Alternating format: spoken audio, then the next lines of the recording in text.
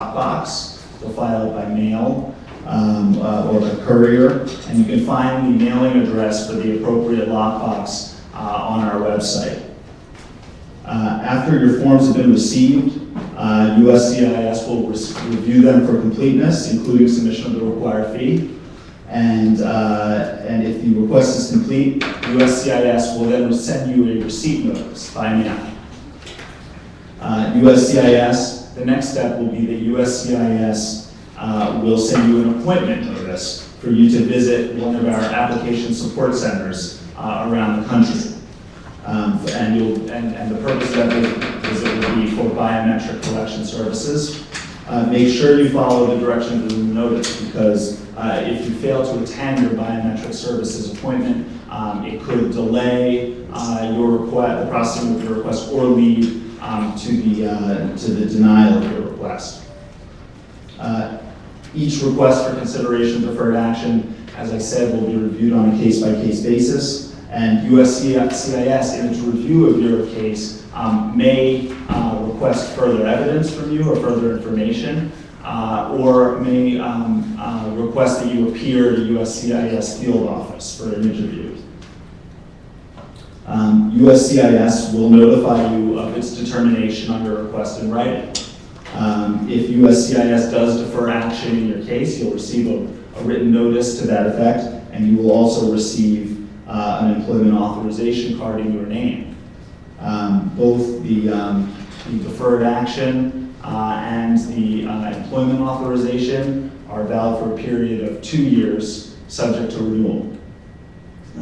We've received questions from stakeholders, what will happen to individuals whose requests are denied. Consistent with what you would be notified of the denial in writing, and consistent with the Department of Homeland Security's enforcement priorities, information provided in the deferred action request is protected from disclosure to U.S. Immigration and Customs Enforcement, that's ICE, commonly known as ICE, or Customs and Border Protection, often known as CBP, unless the case meets the criteria that are set forth in the USCIS policy on issuance of notices to appear. And so if you are denied that your case does not involve a criminal offense or does not involve fraud or a threat to national security or public safety, your case will not be referred to ICE for purposes of removal proceedings, unless DHS determines that there is some kind of exceptional circumstances present. Similarly, of course, those who do receive deferred action will not be referred to ICE for enforcement purposes. And further details on these policies are available on the website I gave you in our FAQs. I'd like to just offer one cautionary note that Brent alluded to as well about scams involving the unauthorized practice of immigration law, commonly known as notario fraud. This is something we take very seriously at USCIS, as some dishonest practitioners may promise to provide you with expedited services or special services in return for a fee. These people are trying to scam you and take your money. Please visit our website, www.uscis.gov/avoid-scams, for further information on how you can protect yourself against the unauthorized practice of immigration law or notario fraud. With that, I'm grateful again for the opportunity to have addressed this forum, and look forward to anybody's questions. Thank you. Robert, we're grateful to have you on the panel as well, and thank you so much again. I know it's a very busy day for you, but it is critical to get the information out to the community, so we appreciate having you on the panel. Now, I'm really delighted to have Don Lyster, who's the director of the National Immigration Law Center, with us on the panel. NILC has been at one of the leading, probably the leading organization working hard to try first to pass the DREAM Act, and now working hard to help the DREAM students with this exceptional opportunity to apply for deferred action. We've always looked to the Law Center for great sound advice on how to best approach these matters. And I think what Don's going to talk to us about are some of the tips for preparing applications, some of the resources that they put together already, and some of the do's and don'ts. Thank you. Great, thank you. Thank you to LULAC for organizing this important event. For everyone that is joining, thank you, and also to Brent for the introduction. And also thank you to USCIS for being here. They had an enormous challenge to put together this program in 60 days, a challenge that they met, and we're very grateful for that, and we're very excited about today being the first day that thousands of dreamers can come forth and request deferred action and open a work permit. Again, which is temporary relief and not a solution to the problem, and we still need the DREAM Act. We need Congress to act. As Brent mentioned, I'm here to talk a little bit how to prepare for your application, for your request for deferred action. As my colleague here at USCIS pointed out, the immigration law can be very complex. There can be bad players out there, notarios, that the public should be wary of. And also, it's very important that as each dreamer comes forth, that they understand the process fully and that they're well informed. So at the National Immigration Law Center, we are stressing that dreamers consult with a no or low cost attorney or accredited representative in their area before submitting the request for deferred action.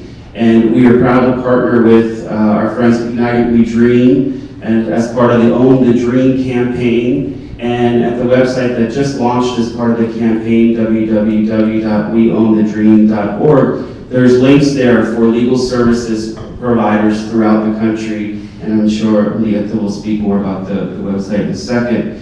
But as you prepare to apply, to help individuals apply, a couple of things to keep in mind that I'll talk about is gathering documents to prove your eligibility, to meet the eligibility requirements just set out here by the previous speaker, to do a background check on your criminal history, which is critical. You want to make sure that you have a full understanding of what criminal offenses you have and whether or not they disqualify you for deferred action. And finally, it's critical, again, to attend community forums, workshops, and webinars like this one so that you're fully informed.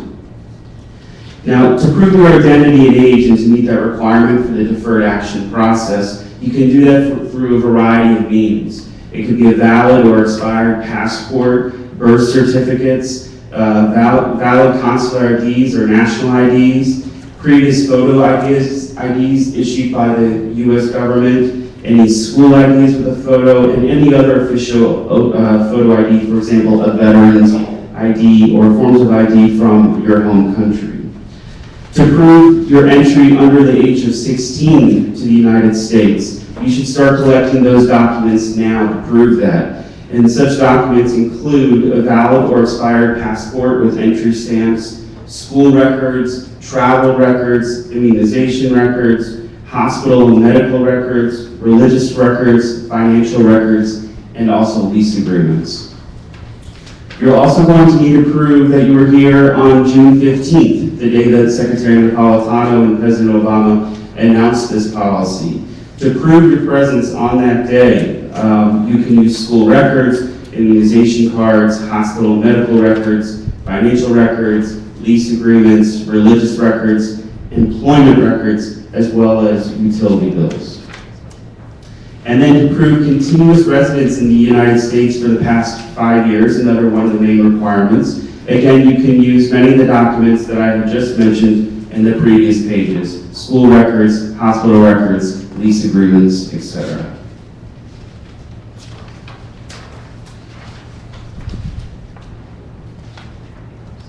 And then to meet the in-school requirement, or having obtained a high school diploma or a GED, you'll need a copy of your high school diploma, a copy of school transcripts to show current enrollment, a copy of a GED certificate, report cards, and military records to meet this requirement.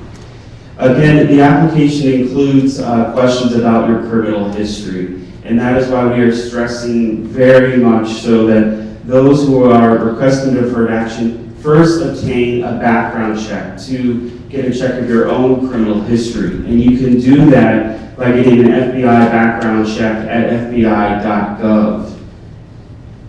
You can also go to your local court where you receive a criminal conviction and obtain a certified copy of the court record. And there may be fees associated with doing so, as there is with the FBI background check.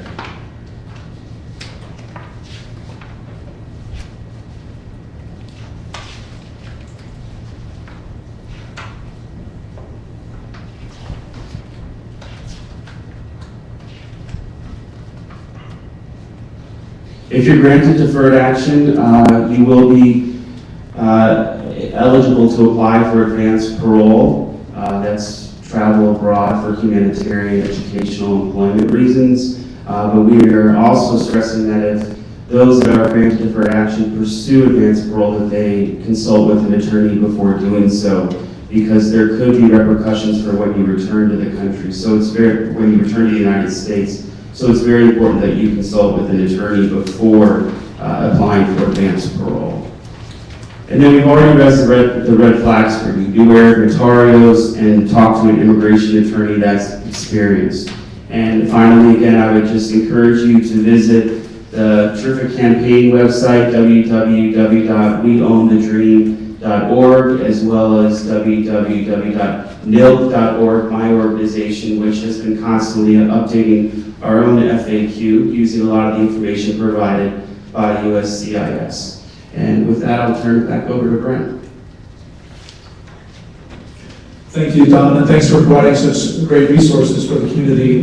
We've been watching the site develop, and it's an incredible resource, and especially like the fact that you've got a kit there that basically explains the whole process, as well as the ability to even, I think, kind of do a self-audit with a I guess what you call an electronic attorney service, which is really pretty incredible. So we're looking forward to making sure that this word gets out about that website and that more people are able to access that.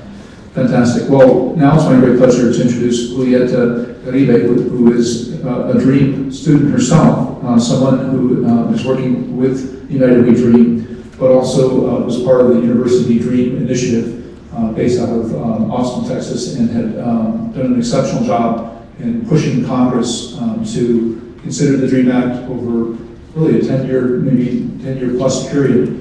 She was one of the most active DREAM students up on the Hill, meeting with members of Congress, especially pushing her Texas members to support the DREAM Act legislation. And I have to say that as an advocate here in Washington, I've been here over 25 years. I've never really seen the level of intensity and effort and the incredible emotion that the DREAM students brought to their campaign.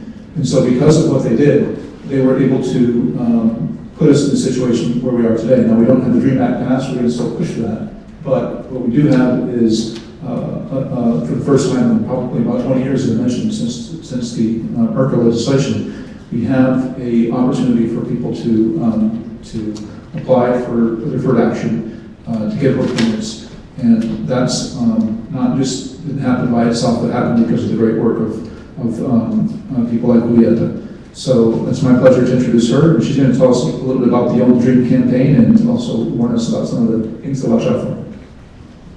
Thank you so much, Brent, and thank you, LULAC, for always being there.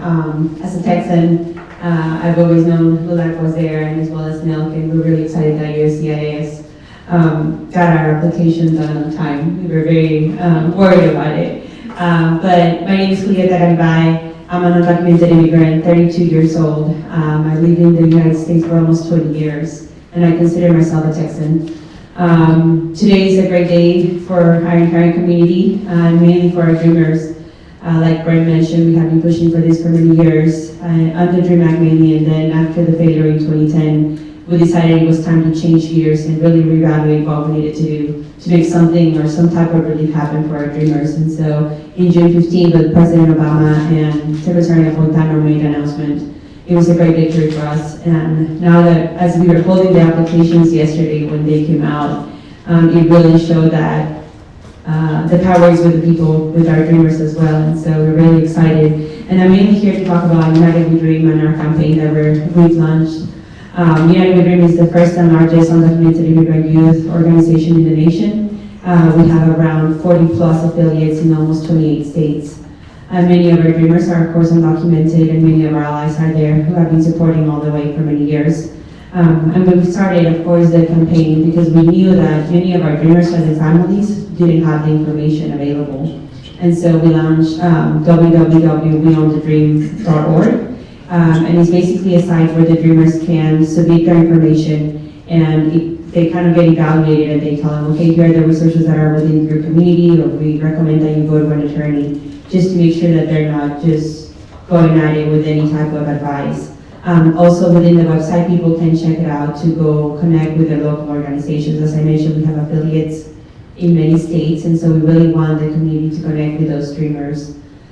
We also have the 877-877 SMS or texting tool, where many of our dreamers and their families can text ONET or UNETE to 877-877, and they can get updates as DACA continues to be implemented and everything else. We also, of course, have a 1-800 number, and that's 855-DREAM, D as in deferred, 1. Once again, it's 855-DREAM-D1, where people can call in to get more information up to date. Basically, what United We Dream, with many of our national affiliates, have decided to do is to be really there to try to provide them as many information as we can, to make sure that they're up to date, to make sure that they're not getting scammed by notarios or anything like that. So visit our website, get connected, get involved. And we really hope that this is just the beginning. We really feel like this is just a small band-aid, and we're going to keep on pushing for, of course, the DREAM Act and immigration reform. And I'll hand it over back to Brent. Thank you, Julieta. Well, and again, congratulations for the great work that you've done. Again, we're incredibly impressed by the effort by United We Dream and by the Dream students in pushing this forward, and excited for you that today is finally here. But we also want to continue to keep ensuring that the word's out about how to take advantage of this opportunity. And that's why our next speaker was invited to be here, Hector Sanchez, who is the Executive Director and President of the Labor Council for Latin American Advancement, but also is the chair of the National Hispanic Leadership Agenda, a coalition of 30 of the largest national Hispanic organizations in the country. And he's going to talk about the work that the Latino organizations can do to try to help ensure that our community is aware of this opportunity, and of course aware of what to avoid and what to do in terms of filling out the forms properly. Go ahead, Hector. No, I want to start by thanking, obviously, you, Brent, and President Moran for always being in the front lines, making sure that we are aggressive, pushing for the right issues for the community. This is a great day. This is a great day for the nation. This is a great day for justice. This is a great day for the Latino community, for the immigrant community. And it's a day not only to celebrate, but hopefully it's the beginning of a new direction in the nation. As we all know in this community, we have seen a sad anti-immigrant reality for over a decade in the nation. This anti-immigrant reality has had drastic impact in our community. Segregation, a number of anti-immigrant pieces of legislation, hate crimes against Latinos increased 45%. It's becoming really tough for not only the Latino community in the nation, but for undocumented brothers and sisters. So this is a great day, but we need to be cautious. This is a great step in the right direction, but it's just a temporary step. As a community and as our leaders in the nation, we're going to be putting a lot of pressure on the administration to make sure that we move in the right direction, which is the DREAM Act and immigration reform. And also we're going to do that with Governor Romney. As we know, the Latino vote this year has been playing a central role, and both camps have been really pushing for the Latino vote. So we're going to make sure that we get the commitments that we need as a community to move in the right direction for what is right for the nation. So this is a great step in the right direction, but it's just an initial step. My colleagues already spoke a lot about the details. I'm going to skip that part.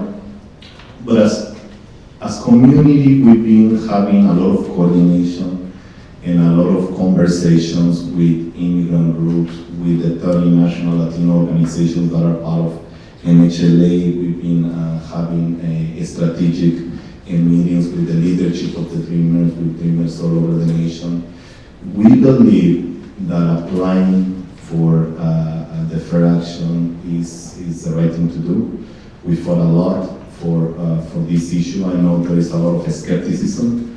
We can say that as Latino organizations, we're going to make sure that regardless of who gets elected as president, we are going to put intense pressure for the continuation of deferred action after 2 years. And we're going to put intense pressure to make sure that we don't stop there. And naturalization is the next step in this direction. Obviously, I already mentioned the DREAM Act and immigration reform. So here we are in this intense coordination. You guys already mentioned the websites. I also encourage you to go to lacra.org, LULAC.org, to the National Hispanic Leadership Agenda. I really want to take a moment of celebration. I want to thank the Dreamers. I think we really owe this to the Dreamers, to the courage of the Dreamers, to the level of organizing that the Dreamers demonstrated in the nation, that this is still doable. So for those Dreamers that have been organizing all over the nation, set an extraordinary example of what is right in the nation. I also want to do a call on action. Now that we're going to have thousands and thousands of Dreamers with working permit, we need to be aggressive in aggressive inclusion of the Dreamers in our national structures. They have been excluded from the system for years, if not decades. So we need to be fast to make sure that they are included, not that they can be included at least for 2 years in our internal structures, that we offer the right professional development, not only within the Latino organizations that are represented within HLA, the immigrant organizations, the progressive organizations, the labor unions, anybody who could open their doors for professional development for the Dreamers should do it immediately. It's the right thing to do, and the Dreamers have been waiting for a long time for an opportunity like this. We thank you, Brent, and President Moran for this opportunity, and I send it back to you, Brent. Thank you, Hector. Thank you for the great work that you're doing leading the National Hispanic Leadership Agenda, and we're proud that they're going to be actively engaged in helping get the word out to our community about this program. We have got a lot of questions that have already come in on our Twitter account, and if you want to ask a question, just make sure that you use your Twitter and use the hashtag DreamStream, so #DreamStream, all one word, and you can ask your question. We've already got quite a few, and one of the things that we're really excited about, Robert, is that we're able to give the community an opportunity to ask questions of a high-ranking official, of course, some community advocates as well. I don't think they've had this opportunity before, and we really appreciate doing that. So some of the questions are very detailed, and some of the questions are, I'm sure you'll have some quick answers for us. So let me just start. One question that's the first one in was, how many people do you think will apply for the deferred action for childhood arrivals today? We don't know, and we're as curious to know as everyone else. We are prepared for large numbers, but on a month-to-month basis as well as overall. We don't have an estimate for how many are going to come in this month or next month. But we are prepared, and we look forward to, and we are resourced up and ready to process whatever the number is that we receive. I think, Don, you had an estimate as well from Bill, didn't you, on the?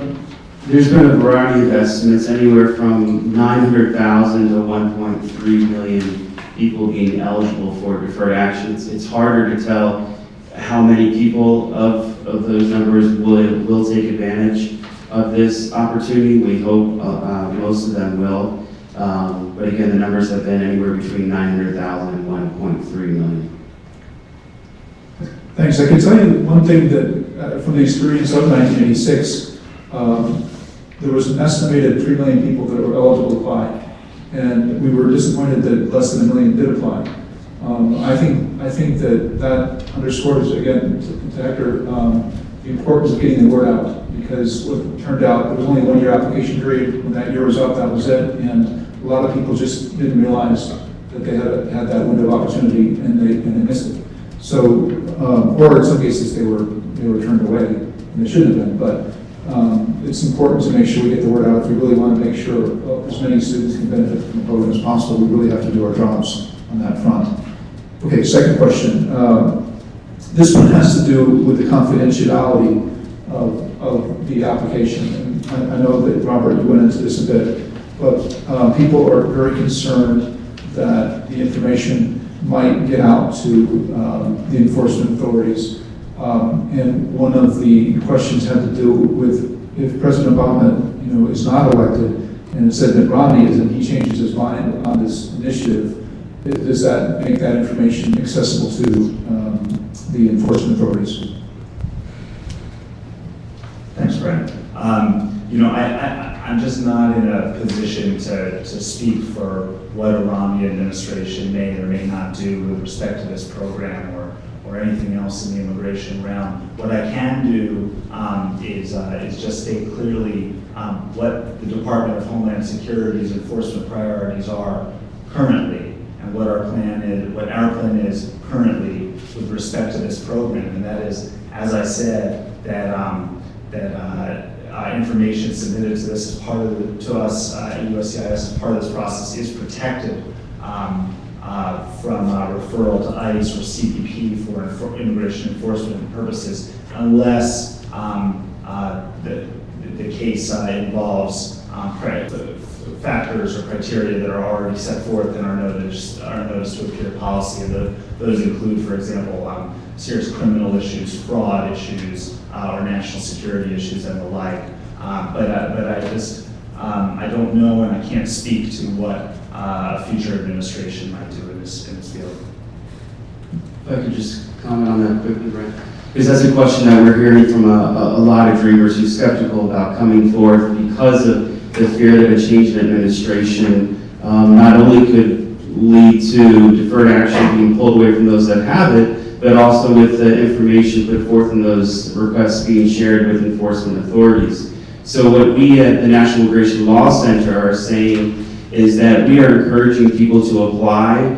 Yes, if Governor Romney is elected, he could stop taking the applications, the requests for deferred action. We believe it would be highly unusual that he would revoke the deferred action already granted, and historically we've seen that whenever temporary relief has been provided to segments of the population and there's been a change in administrations, there has never been a situation where they've gone back and pulled that relief from the people who have already received it. So we feel very confident that if you request deferred action and you receive it, you will have it for the 2-year duration. Now, what Governor Romney, if he's elected, what he does with this directive, we feel very strongly that it's highly unlikely that he would take any drastic measures with this program. We feel like it would be political suicide for him to do so. The dreamers would be up in arms,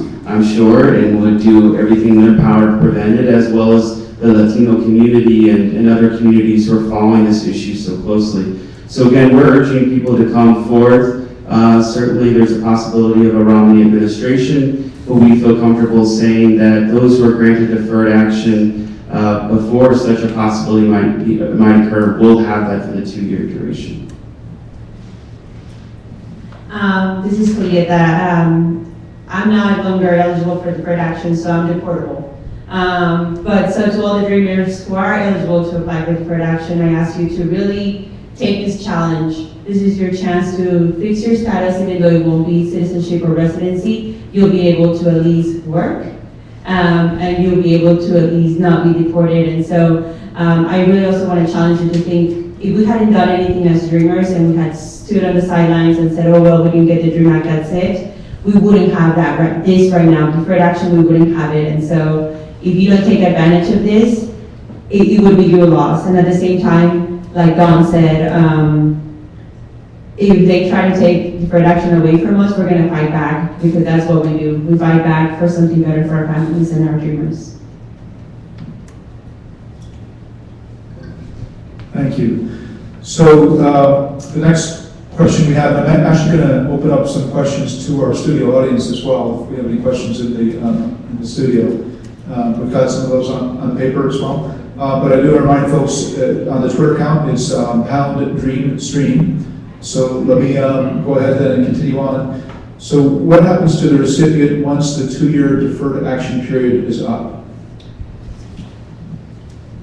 Thanks, Brent. So as I said earlier, a deferral of action is good for 2 years and is subject to renewal.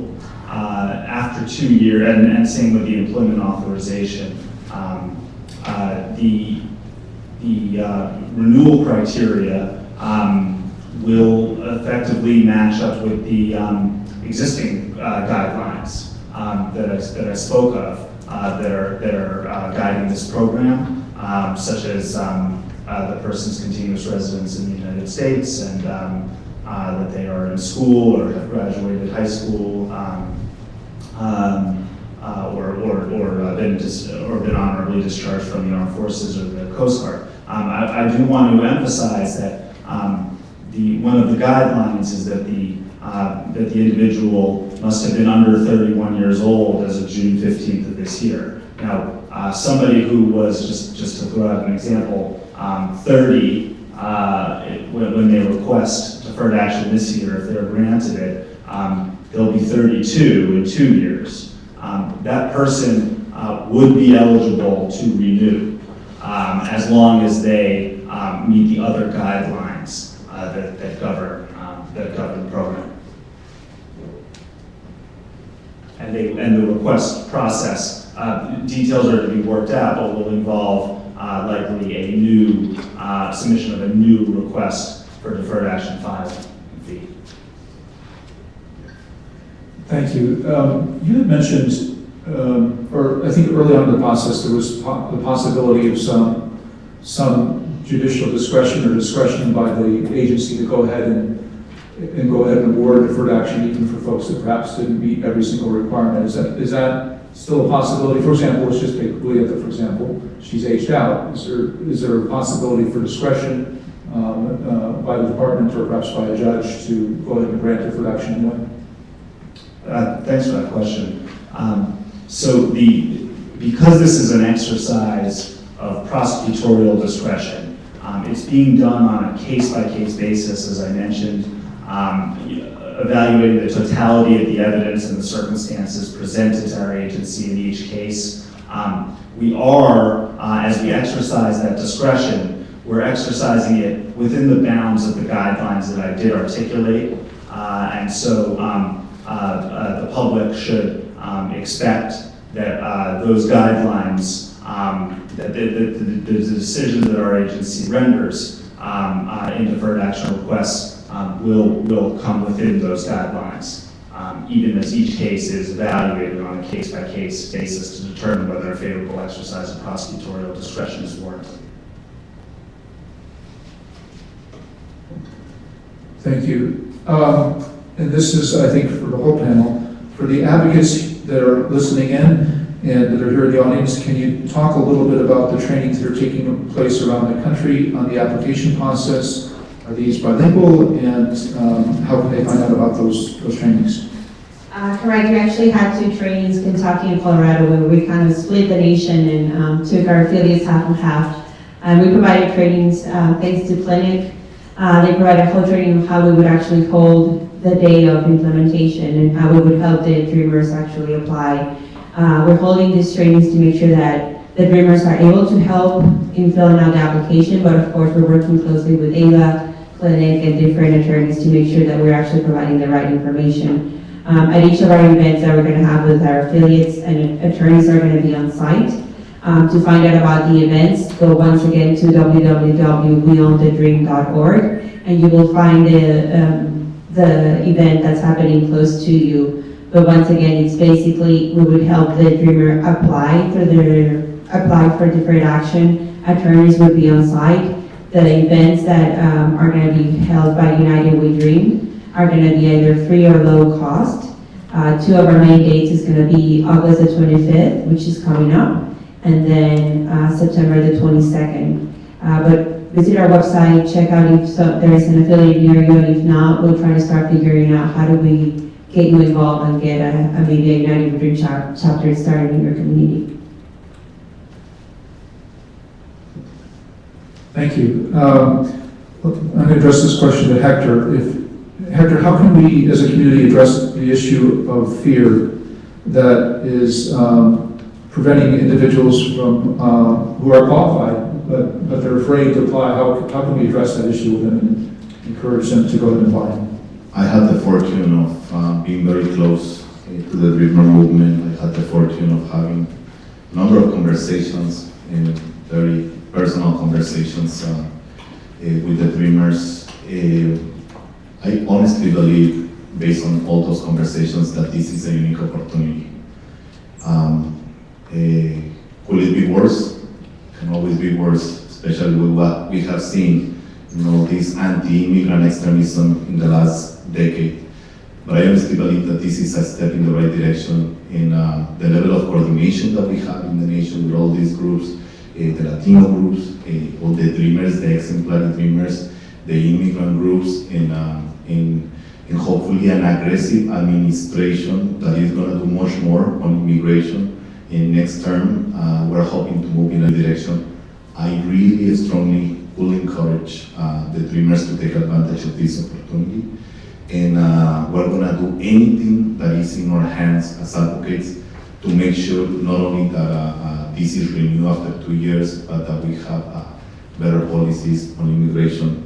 Also, I want to recognize the work that your organization is doing, Julieta. Those of you that have possibilities to support their work, I know that they have very limited funding. I know that they want to do much more trainings, much more webinars, much more chapters all over the nation. I strongly encourage to support the Dreamer organizations that are probably the ones that are doing the best work in the nation on this particular issue. Okay, thank you, Hector. This question's for Don. He gave an example of what types of records would be helpful for the documents. And the question has to do with, can you give examples of religious records? And do all the documents need to be originals? Religious records would be baptismal certificates, church registration records, confirmation records, marriage certificates from the church. And in terms of being original, I believe so, but I'll ask the... Copies are okay, legible copies are okay, though our agency may request to see the originals, but with the initial filing, legible copies of all those types of documents are fine. Excellent. So I think these two questions are related, so I'm going to try to combine them together and give them to Robert here, if we could. If a full application has been received, what is the expected turnaround time to receive a response from USCIS? And this is also kind of a timeline question. How long will it take to get a background check and the deferred action status?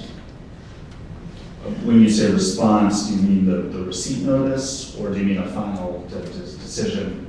I think they probably mean the final decision. Sure. So our processing times are going to depend on not only the total volume of cases that we receive, but also how those cases come in terms of do we receive a lot all at once, or are they sort of more evenly distributed from month to month? And that is really going to dictate how rapidly we can work through all the cases, and that in turn is going to dictate what the average processing time is. It does take some time before a decision can be reached in a case. The requester will have to visit an application support center to give fingerprints and other biometrics. The background check will have to be run, and then the case will have to be reviewed in light of the background check, as well as all the evidence submitted, and that can take some time, but we don't have a firm anticipated processing time at this time. We just have to see what the volumes are and how the requests come in. But we will keep the public updated as we have processing times that become either established or projected. We'll keep the public interested informed because I know the interest is there. So just to follow up on that, because I know this is a lot of folks are going to be anxiously awaiting a response. This time, since this isn't a bill, there wasn't any appropriation from Congress to help you pay for the processing of these applications. How is it that you're able to take on the additional workload? Is it just the fees that are being provided through the application process? And then secondly, last time around with the IRCA legislation, there was the qualified designated entities that were assisting the department with the case work. You're not doing that this time, but is there still something that the organizations like Don's Group and the Eligibility and National Kind of Leadership Agenda, are the things that they can do to help people prep those applications so they can make the process easier for you as well as have a higher chance of success? Sure. So we are a fee-funded agency. The vast majority of our funding comes through fees from our customers, not appropriations from Congress, as you said, Brent. And that will be the formula that we apply to this program as we do in all our other business lines. We will be collecting $465 fee from each requester. There are no fee waivers available. There are, in certain very narrow exceptions for the very neediest segments of this population, there is a fee exemption process, and there's information on that on our website. But the fee will be collected in the vast majority of cases, and that is going to fund the work that we do as part of this program. As to as to your question about the role of other government agencies or groups in the private sector can play in this process, we are ready at USCIS to handle this work. We will be working with our sister agencies in the U.S. government, on an as-needed basis, but this will be a USCIS-driven process in terms of the administration of the request review process, and as to the role that private groups, like some of the groups that my colleagues here on stage are affiliated with, we at USCIS don't have a formal relationship with these groups, but we do hope to continue our engagement in the coming weeks and months to make sure that the public stays informed and aware about this program and the guidelines of government.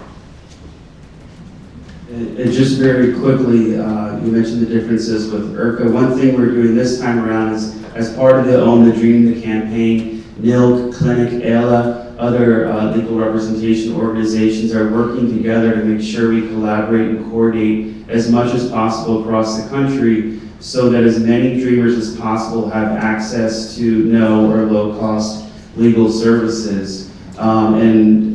Right now, you can go to the website, www.weownthedream.org, for a list of those legal service providers throughout the country, and we'll continue to add to the website as time goes on. The second part is my organization, National Immigration Law Center. Our mission is to advance and defend the rights of low-income immigrants. So we're very concerned about dreamers. The fee here may not seem like a large number for some, but for many dreamers it is. And so NILC, along with many other organizations, are partnering together to form the Fund for Dreamers, which will be set up to provide assistance to dreamers across the country to pay for the application fees on a need basis. Unfortunately, I don't have a website or more information about it because this is just happening as I speak now, but it's called the Fund for Dreamers.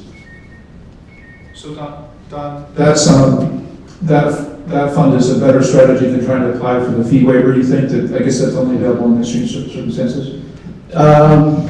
I think so, because what we've heard from USCIS is that the fee exemptions will be issued few and far between. It's a hard criteria to meet. And so I would say in terms of whether or not to apply for the fee exemption, consult with an attorney or accredited representative, but certainly please keep in mind the Fund for Dreamers.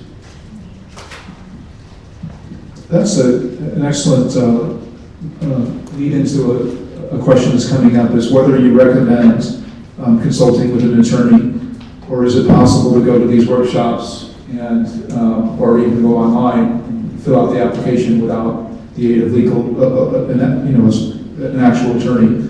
So do you have recommendations? I guess if you ask the whole panel that question, that would be helpful. Yeah, that's a great question. I think, when we initially heard about this process and saw it, I think there was a lot of excitement in the community that perhaps these applications could be done without the assistance of an attorney. But keeping in mind the complexity of immigration law, the intersection of immigration and criminal law, and the risk you're putting forth by requesting the deferred action, we at NILC, and as part of the Own the Dream campaign, are again strongly advising people to seek consultation from an attorney or an accredited representative. Those people that I just mentioned will be at these workshops that Julieta just mentioned. So we are lining up volunteer attorneys and other accredited representatives that can help with this paperwork to assist in the process. Oh, and just as I want to stress too that my colleague here from USCIS, I think, mentioned this, but there's one bite at the apple is my understanding. So it's important that you not rush to request deferred action, that you really get your ducks in a row, so to speak, before requesting deferred action. Thank you. So this question, I believe is routine, but do you have to be in illegal status in order to apply for deferred action? And I guess this is, for example, if someone's H-4 status has not expired yet, is that person still eligible for deferred action and work authorization? Thanks, Brent. Yeah, sure. It is that with the guidelines for this program are such that to be considered for deferred action for childhood arrivals, you must have been out of status as of June 15th, 2012. So that means that you either arrived in the United States without inspection prior to that date, or that if you were in some lawful status, that status, such as temporary protected status or an H-4 or any other non-immigrant status, that your status expired prior to June 15th, 2012 to be considered for deferred action under this process. Thank you.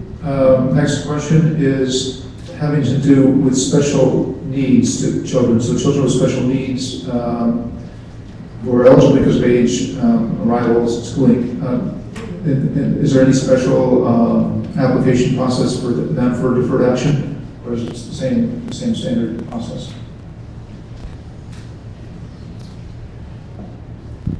I'm not aware of any special request process for children who have special needs.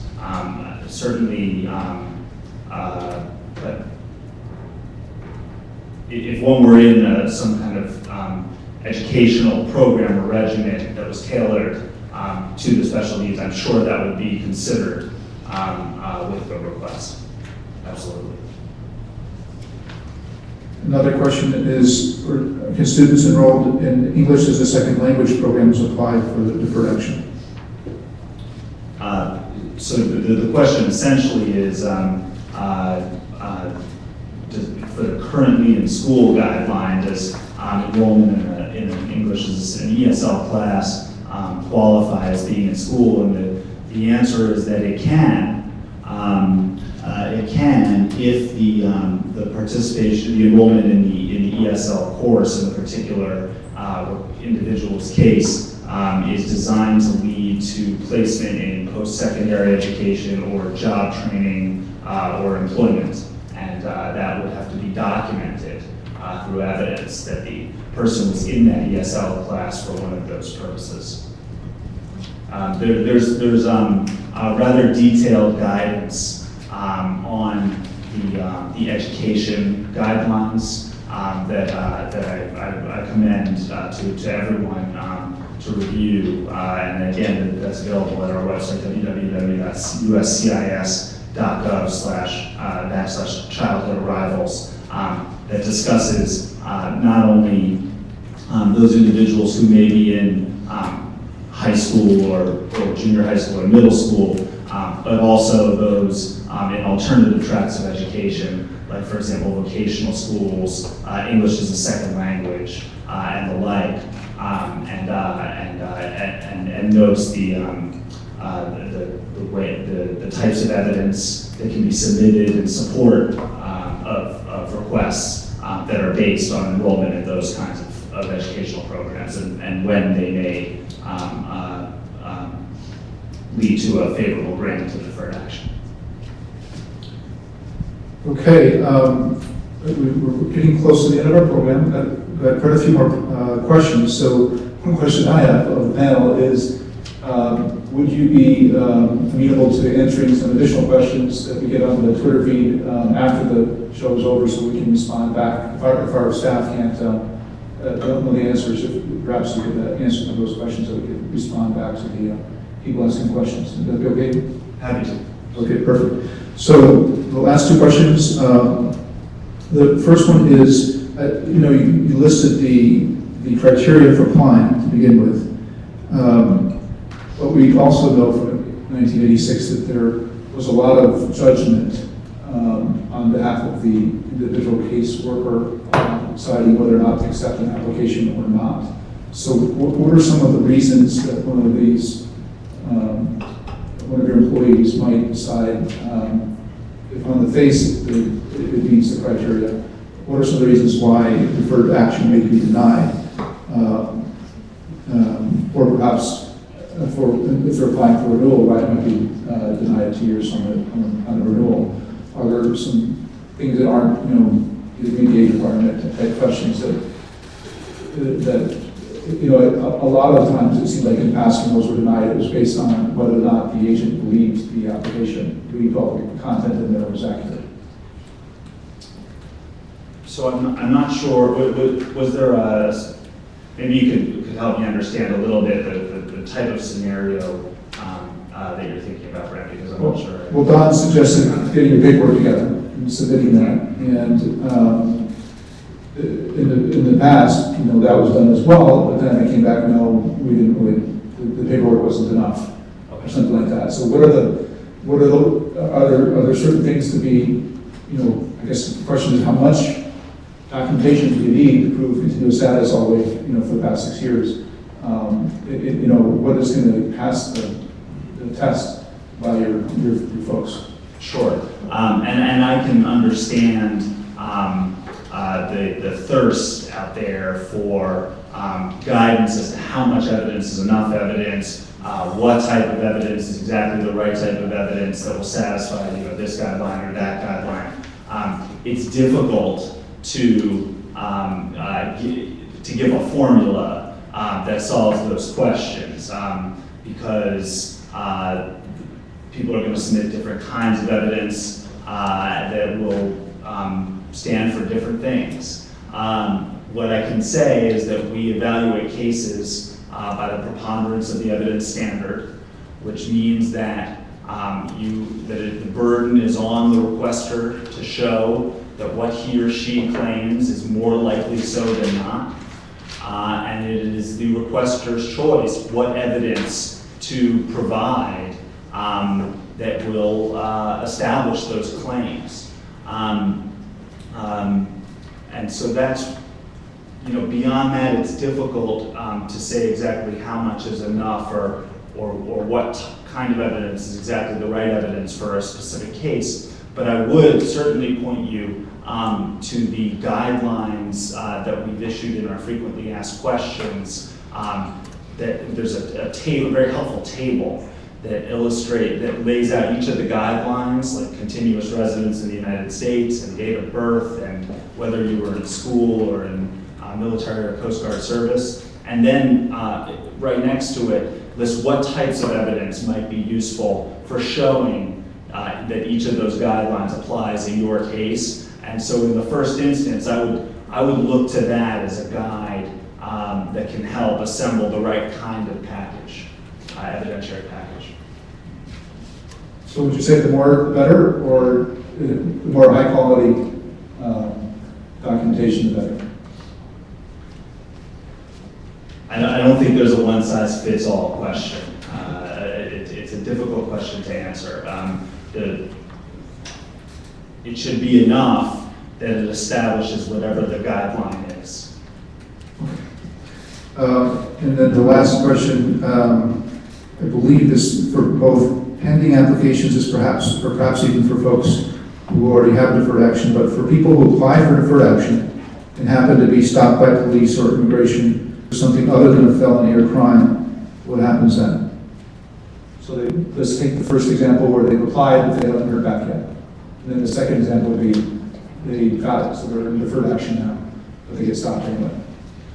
So it's important to understand what deferred action is. Deferred action is a deferral of immigration enforcement or removal action against the individual. It's not something that suspends all activity of other law enforcement agencies out there, so that if you were encountered by local police, for example, in some kind of criminal investigation, it would,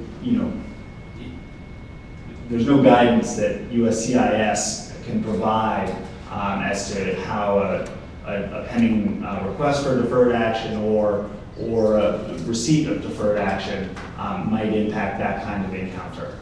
What deferred action is deferral of removal action against that person. Okay, and then perhaps, Don, Julieta, Hector, can you give us your best guess what the states of Arizona and Alabama might do if they come across a person who has been granted deferred action status,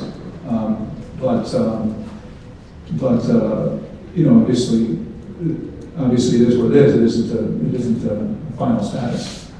Do we have an idea of what they might do? So, are you saying if this is someone who's been granted deferred action and lives in Arizona or Alabama, or they haven't been granted deferred action yet? No, they have been granted deferred action. They haven't? They have been, yes, they've got it. But they are living in Arizona or Alabama, or the states that's got, their own version of immigration enforcement. I think also going back into the fact that deferred action only stops the deportation of someone, it doesn't mean that an undocumented student would get granted in-state tuition or they would get granted a license. It still means that every single state is still deciding what happens to someone. So it goes back to the state legislature, it goes back to the community organizing to making sure that now that these dreamers have deferred action, what does that mean? Now that they have a social security, are they allowed to apply for a license or are they allowed to apply for in-state tuition? So it really goes back to the state, going in and talking about Arizona and Alabama and Georgia and many other states. It goes back to, is the community going to organize to make sure they pass state laws that say once you have deferred action or social security, you will be granted a license or in-state tuition or this or that or the other. So it goes back to the power of the people. Well, just to follow in the same note, the power of the people, it's important to organize, and the Dreamers just launched another incredible campaign that is called Únete a mi sueño, I think, Join Our Dream, which is a civic participation campaign to make sure that we push against those anti-immigrant policies at the state level. That we make sure that we elect people that have better ideas on the ground. Alabama was a great example, Arizona, the recall of peers. But I think you said it right, Julieta, is the mobilization and the ground organizing that is going to take us in a new and better direction. Thank you. On behalf of the League of United Latin American Citizens and our National President, Margaret Moran, we thank the panel for your tremendous advice and sound information. And we do have quite a few more questions that have come in. So obviously there's a lot of need out there for additional information. So Julieta, once again, the dates of your the National Date of Action is August 25th. And what's the second one? September 22nd and August 25th. Oh, September 22nd and August 25th. So they're coming up. Those are great opportunities to learn more information. I think the idea there is that many local communities are going to host special days of action with workshops to help people get the information. We will also continue to answer the questions that come in to us from the Pound Dream Stream Twitter feed, so that we can make sure we can try to get as much information out there as well. And in addition to that, LULAC is organizing a immigration summit on October 4th in Washington, D.C., not just to talk about this process, which we think is incredible and very important, but also if there is an opportunity to continue to push forward on passing DREAM Act as a final measure in Congress, or in addition to other important immigration pieces of legislation, because we've seen a change in the national climate on this issue. When this deferred action was announced, it was very warmly supported by the vast majority of Americans, and that's an encouraging sign. So we think that there may be an opportunity to move forward on some additional efforts to get comprehensive immigration reform passed, or perhaps some of the important legislation like the DREAM Act and pay jobs and others. So that's going to be on October 4th here in Washington, D.C. We look forward to inviting everybody to participate in that as well, so we can have that important dialogue. But again, I want to thank our panelists. You guys did a tremendous job. We really do appreciate the fact that you've made yourself available to the community to be able to answer these questions. Don, did you have something? And Brent, just one last word about the terrific Own the Dream website. We own the dream.org website. I think Brent mentioned at the outset that it has a very exciting tool where individuals can go and do a self-screening to determine whether or not they are eligible for deferred action. And as they go through that self-screening tool, it will refer them to legal service providers in their area. So it's a really exciting tool, drafted by attorneys with careful consideration. So please, again, check out the website. And that is a great tool to get started in collecting your information, because I think it asks all the questions that have to go into the application. And so it gives your prospective attorneys some background information about what you have available. And I think it is an excellent tool, so congratulations. And really, it's an incredible effort that got us to this point. We're delighted the administration has taken this step and made this program available. But we know we have a long way to go as well, and we're going to continue to work with our team here to make sure we get the word out to our communities, and at the same time push forward on other opportunities, because I think the DREAM Act is something that needs to be passed regardless. We do need to make sure that it's not just a temporary solution, but that all students have the confidence that this status that they will be eligible for through the DREAM Act is permanent. So thanks again to them. We appreciate everyone being on the audience. And again, thanks for folks being on our first webcast. We are learning a lot doing this process, and we hope to have a lot more.